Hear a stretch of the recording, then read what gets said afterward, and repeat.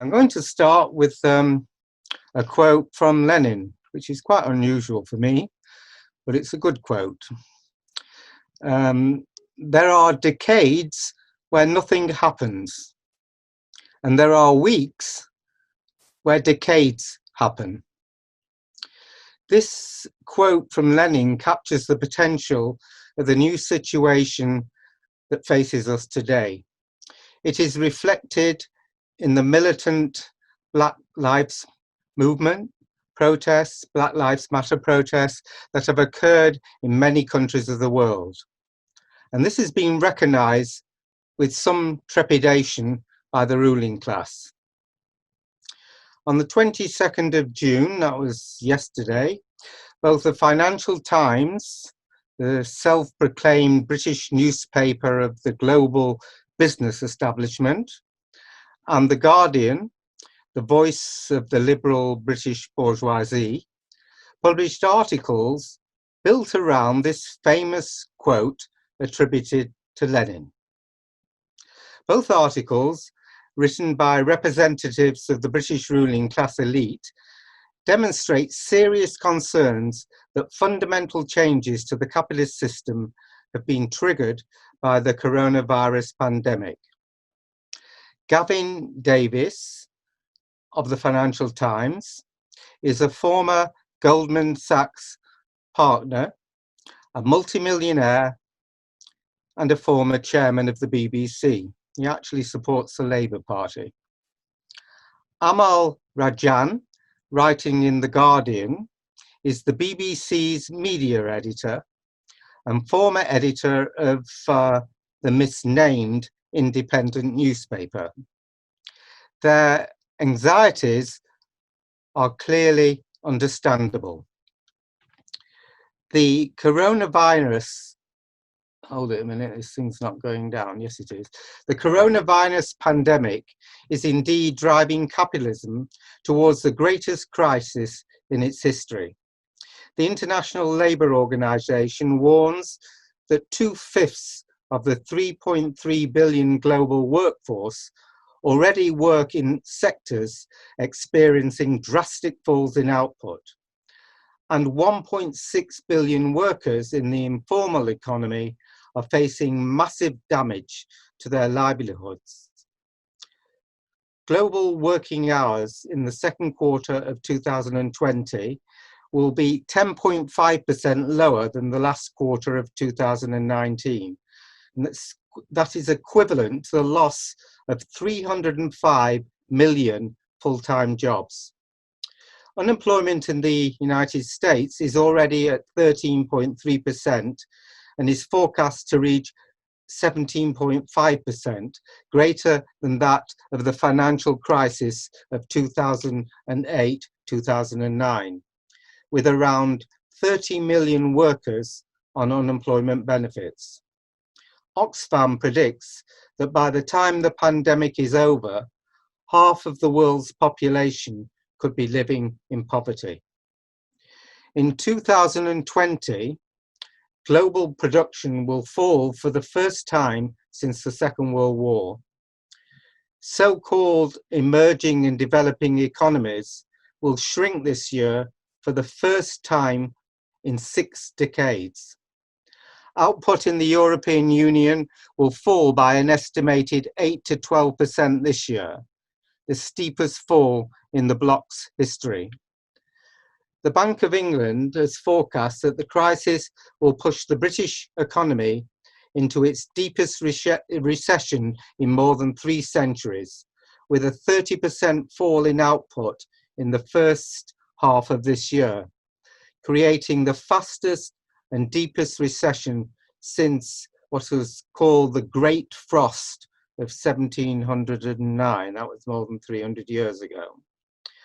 On the assumption that the lockdown measures will be relaxed in the second half of the year, the Bank of England is now predicting a still extraordinary 11.5% contraction in the gross domestic product of this country in 2020.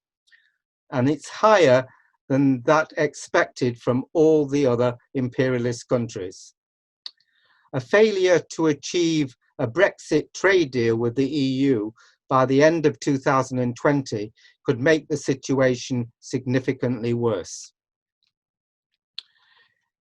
In the third week of March, global financial markets came close to collapse as speculators and profiteers moved their money out of commodities and shares in companies into less volatile government bonds. $26 trillion have been wiped off the market value of global equity markets. From the start of 2020, the S&P 500 in the US, the Dow Jones in the US, and the FTSE 100 stock markets had lost some 30% of their market value. Rapidly, central banks began to massively intervene, buying government and increasingly risky corporate debt. In the US, the Congress authorized the Federal Reserve to spend $2.3 trillion on programs to prop up the US economy. This was more than double the stimulus bill passed during the financial crisis of 2008-2009. The European Central Bank announced in early June that it would buy an extra 600 billion euros of government and corporate debt, bringing its total pandemic emergency program to 1.3 trillion euros. The stock market, in the face of all this, began to recover. Over this period, 39 central banks have lowered interest rates to near, and in some cases below, zero in an effort to stimulate stagnating economies. Faced with this very sharp drops in tax revenues, the relatively rich capitalist countries of the OECD are set to take on at least $17 trillion of extra public sector debt as they confront the economic consequences of the coronavirus pandemic.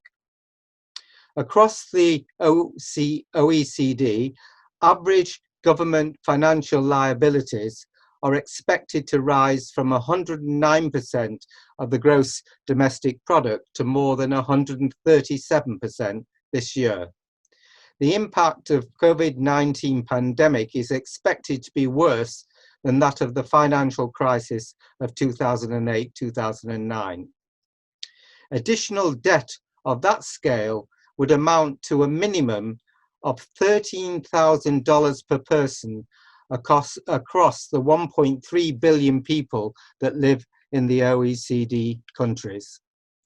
The Organization for Economic Cooperation and Development, that is the OECD, is a group of 37 members of mostly rich capitalist countries that support free market economies and discuss and develop economic and social policy. The British economy is certainly on the rocks.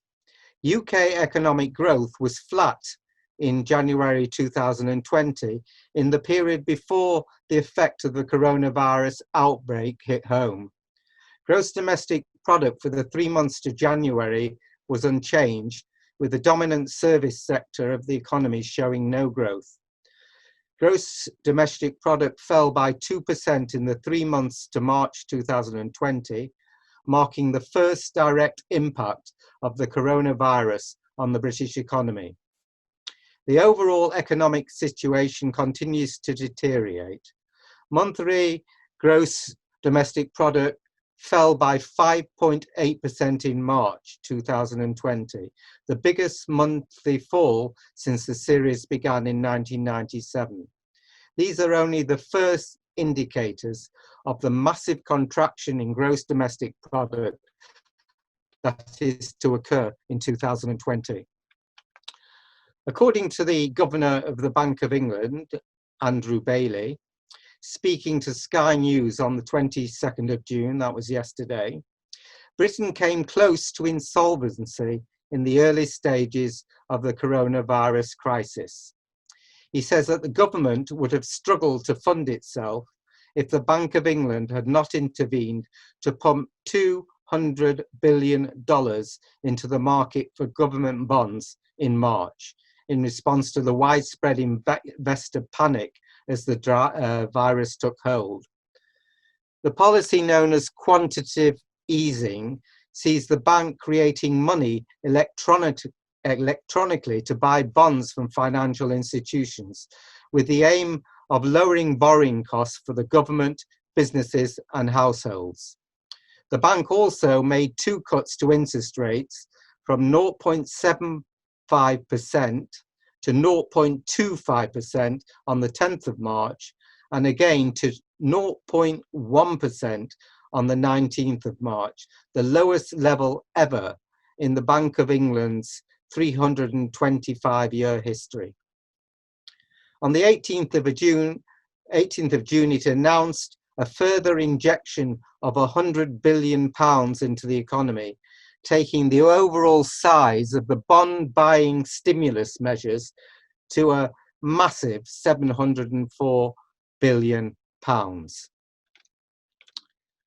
The unemployment rate has already more than doubled to 10% since the beginning of the year. That's in Britain. There have been more than 2.8 million out of work benefit claims since the 16th of March. Additionally, more than 1/3 of Britain's 32 million workforce is being paid by the government through its temporary employee furlough scheme and self-employed support scheme. 8.9 million employees are having 80% of their wages paid up to £2,005 a month on the furlough scheme, and a further 2.3 million self-employed people are receiving income support amounting to 80% of their average profit up to £2,500. Essentially, this is a form of hidden unemployment.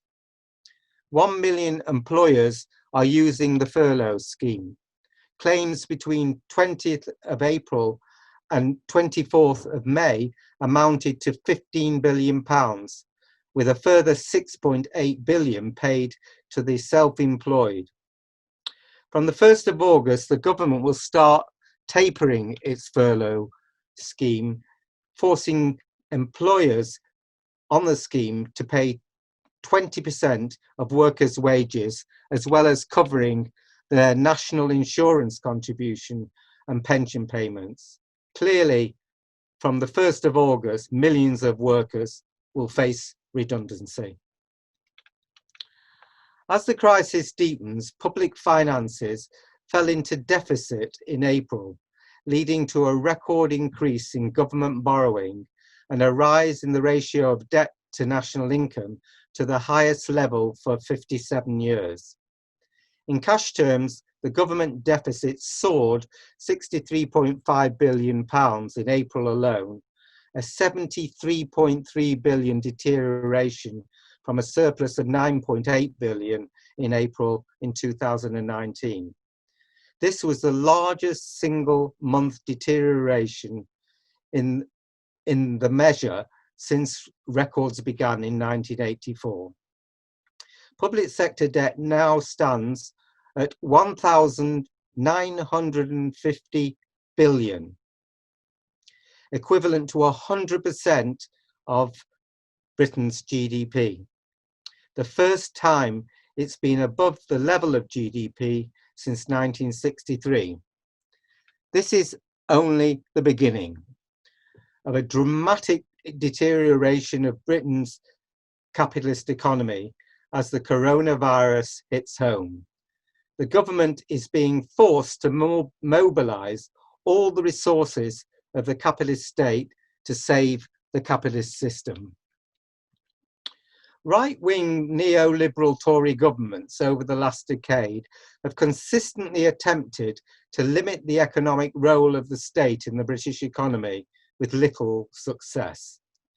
The coronavirus crisis has now made this impossible, and force the government to suspend market mechanisms and use state financial powers to bail out the economy and sustain critical public services, whether through the public sector or their preferred method by outsourcing those services to the more costly and often blunder-prone private companies. 385 government contracts worth £1.7 billion were awarded to private companies without offering other companies the chance to bid for such work. Under fast-track rules, private companies have been handed direct contracts to administer COVID-19 tests, provide food parcels, personal protective equipment and other services, and to run an operations room with civil servants to organise these contracts. The coronavirus test and trace system is needed to prevent a second wave of infections, but is not now expected to be available until September or October. Serco is one of the main companies contracted to deliver the system.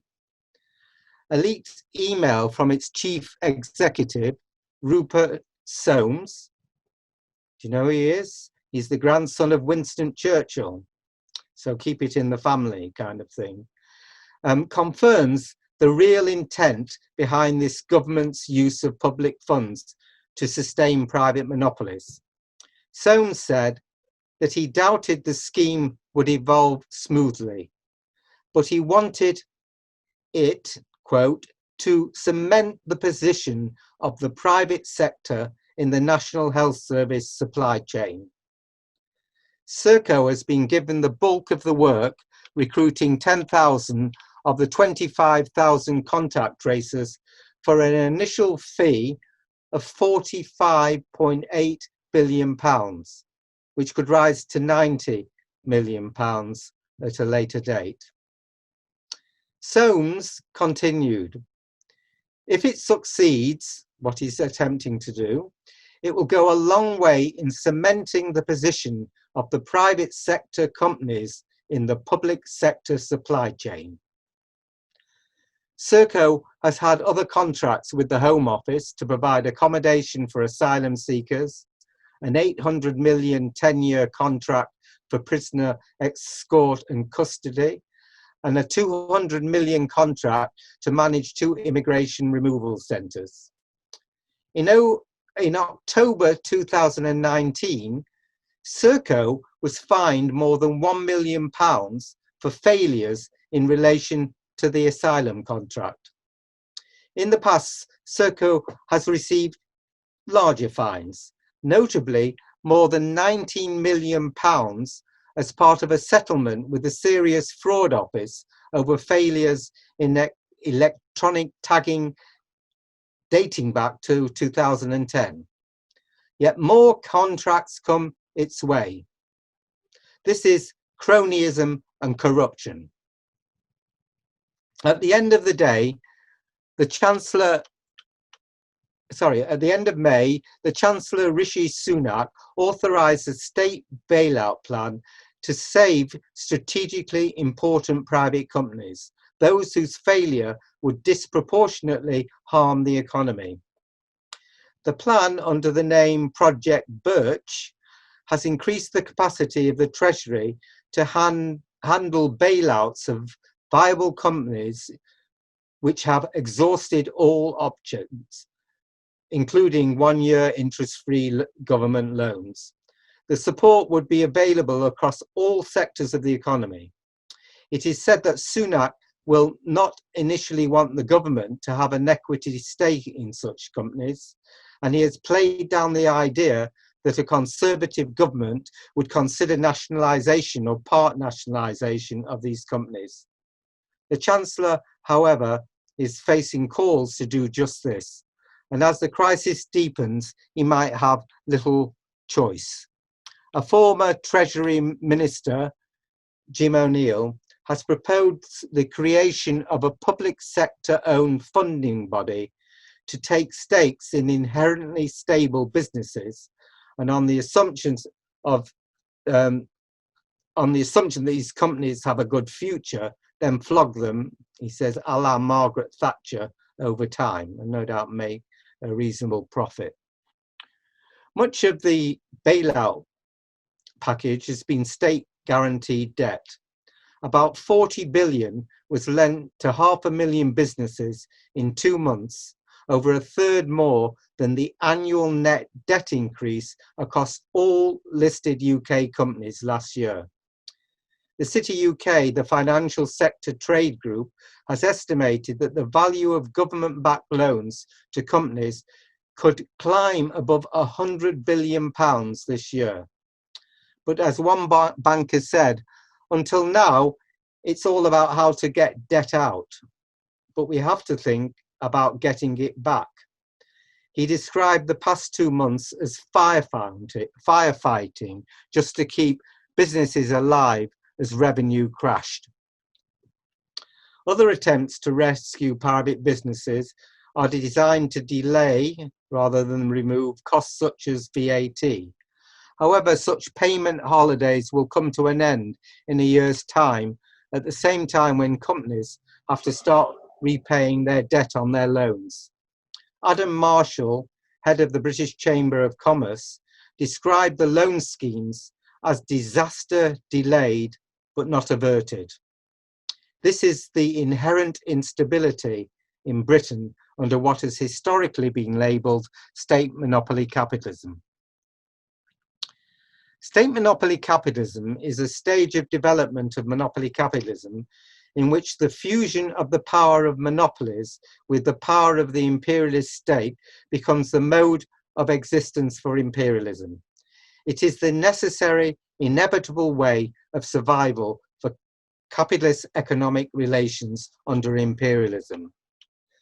The pandemic has demonstrated the increasingly autocratic and undemocratic character of the British government desperately attempting to save British capitalism, handing out huge contracts to chosen companies without public accountability, shielding Prime Minister Johnson's special advisor Dominic Cummings, and the high-handed announcements of lockdown and other regulations are the actions of a ruling class determined to hold on to state power.